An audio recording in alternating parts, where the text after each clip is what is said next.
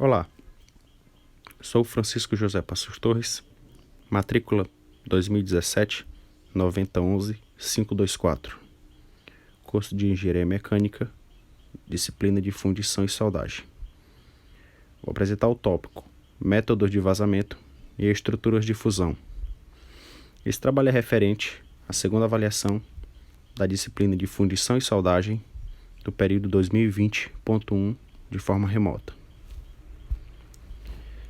Aqui nós vamos tratar sobre o processo de fundição, as estruturas de fusão e os métodos de vazamento mais comuns utilizados na indústria. As palavras-chave temos forno, molde, vazamento e metal. O processo de fundição, como foi visto, estudado e explanado na disciplina, o processo de fundição consiste na obtenção de peças metálicas de diferentes formatos e geometrias a partir do vazamento do metal na sua forma líquida em moldes pré-fabricados. Para isso, nós precisamos seguir algumas etapas. São elas a fusão do metal, a moldagem, a macharia, logo após isso, o vazamento do metal no molde, depois um acabamento e, por fim, a usinagem a depender da usualidade da peça que se deseja obter. O processo de fundição, ele requer que o material esteja na sua forma líquida. Porém, os metais se encontram na forma sólida na natureza. Com isso, é necessário que se ocorra a fusão do metal para que depois se desenvolva o processo e se obtenha a peça de acordo com a geometria e formato que se deseja. Com isso, nós temos algumas estruturas que são mais comumente utilizadas nas indústrias, de acordo com o tipo de aplicação e o tipo de metal a ser fundido, cada um com suas particularidades. E se estuda isso para que se obtenha uma otimização no processo, de acordo com a usualidade da peça que se deseja obter. As estruturas de fusão. Nós temos basicamente 3 estruturas de fusão que são utilizadas na indústria e que serão abordadas aqui. São elas o forno de cadinho, o forno cubilot e o forno por indução. Começando pelo forno de cadinho, que é o mais simples dentre os 3, ele consiste numa forma cilíndrica, revertida com material refratário e placas de metal na parte externa. Como foi falado, ele é o forno mais simples. Ele é utilizado em pequenas indústrias de panela de alumínio e até em laboratórios que são destinados a fundir metais não ferrosos e ligas metálicas de baixo ponto de fusão, como o chumbo e o bronze, e o próprio alumínio. Uma vantagem do forno de cadinho é o baixo custo dele, e também o metal não se encontra em contato direto com a chama. Como é visto na imagem, o queimador entra em contato com o cadinho. Esse cadinho funciona como uma espécie de panela que eleva a temperatura do material que se encontra dentro dela e acaba por fundir o metal. Outra vantagem é a pouca dissipação de calor com o ambiente, a depender do tamanho ou a espessura do material refratário que é colocado na parede do forno. Além dessas 2 vantagens, ele tem a vantagem também de ser um método versátil no uso de diferentes combustíveis para o queimador, podendo ser óleo queimado, gás liquefeito e até mesmo óleo de cozinha. E aí tá a imagem do forno de cadinho. Tem um queimador, o cadinho, o revestimento refratário ao redor, o suporte do cadinho, a carcaça, que é feita de material metálico, e a tampa de cobertura. O segundo forno a ser analisado é o forno de cubilot. Em indústrias grandes, ele é o equipamento mais utilizado nas fundições, por conta da produtividade, versatilidade e o baixo custo de implantação nessas indústrias. Ele é utilizado basicamente para a fundição do ferro gusa e da sucata de ferro, por ser o sistema mais econômico para essa aplicação. O forno consiste numa forma cilíndrica, caracterizada aí na posição vertical, revertido por um material refratário e um metal nas paredes do forno. As dimensões dele mais conhecidas são o diâmetro, que pode variar entre 1,2 e 2,8 metros, e a altura entre 1 e 3 metros. Com isso, ele pode produzir uma carga de 5 até 25 toneladas de material ou de metal fundido por hora. O funcionamento do forno de cubilot tem um princípio na conta corrente, ou seja, a carga metálica e o coque, são as matérias-primas que se deseja obter, descem até o fundo do forno e os gases sobem e saem pela parte de cima do forno, são evacuados. No fundo do forno aí há uma saída, é uma espécie de portiola que é aberta ao final do processo. Com isso, o líquido escoa para a panela de fundição por meio de uma calha.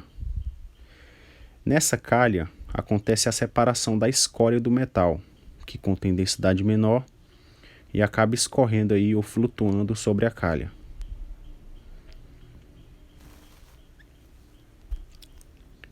E o terceiro forno é o forno por indução,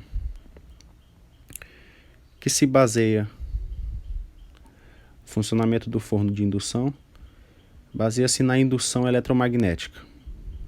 Segundo Dost, o condutor elétrico submetido a um fluxo magnético variável produz uma força eletromagnética capaz de fundir os metais em curto período de tempo, utilizando a frequência elevada. Esses fornos são muito usados para a obtenção da fusão dos materiais condutores. E aí ele se explica por conta do fenômeno que acontece da esterese, que contribui para o aumento da temperatura. Nos materiais que são aplicados nesses fornos, há a formação da corrente de Foucault. São as correntes induzidas em massas metálicas. Elas provocam alta elevação da temperatura em um pequeno intervalo de tempo. E caso o metal seja condutor, como já foi falado, na maioria dos casos, acontece o fenômeno da esterese. A indução consiste basicamente no transformador, que é uma espira, sendo a espira primária, e o próprio forno funciona como o secundário do transformador, formado apenas por uma espira. E aí na imagem está designado a formação do forno, todo o esquema.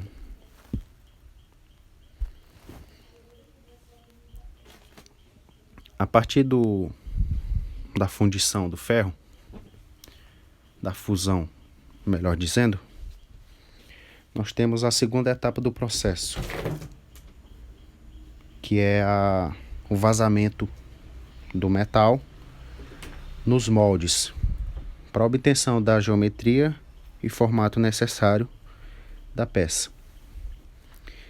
E nós temos basicamente dois tipos de vazamento, que que vão ser abordados. É o vazamento por gravidade, está exposto na imagem. Ele é o mais simples, é o mais comum também utilizado na indústria. Se caracteriza basicamente como o despejamento direto do material no molde, né, para ser preenchido. Ele utiliza somente a força da gravidade. Liga de alumínio, bronze, zinco e latão são os exemplos que podem ser utilizados nesse processo, além de peças de ferro fundido.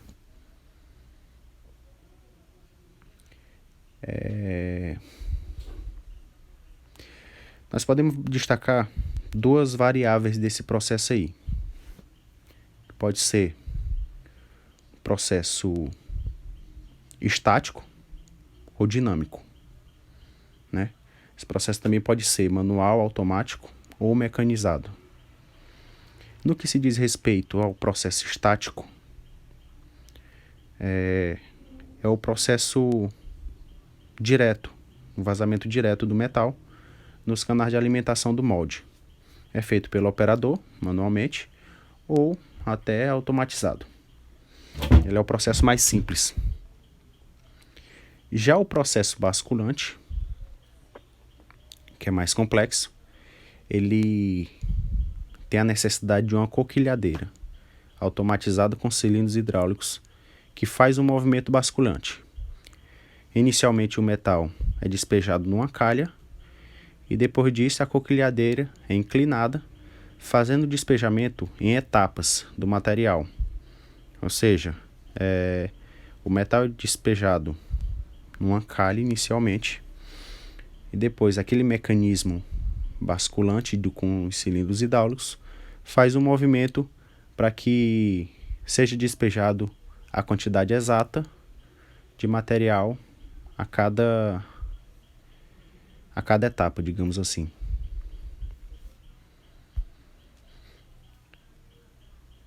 E aí nós temos o vazamento por pressão.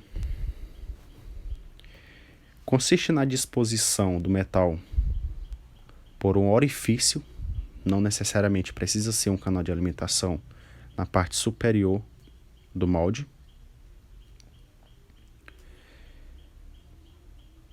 E acontece com o auxílio de um pistão de pressão, que pode chegar até 70 kg por milímetro ao quadrado de pressão. Essa pressão deve ser suficientemente grande para que todas as cavidades da matriz estejam preenchidas até o final do processo e continuem preenchidas.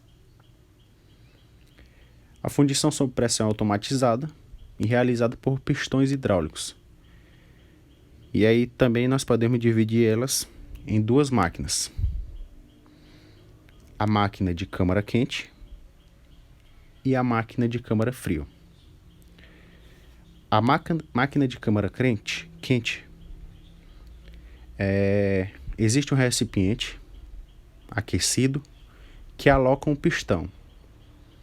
Este, ao descer, exerce uma pressão fazendo o líquido entrar pela matriz, no funcionamento normal, até preencher todos os espaços vazios. Após a solidificação do metal, o pistão retorna à posição inicial, mais metal é adicionado à câmara e o processo reinicia. Como está visto aí na imagem.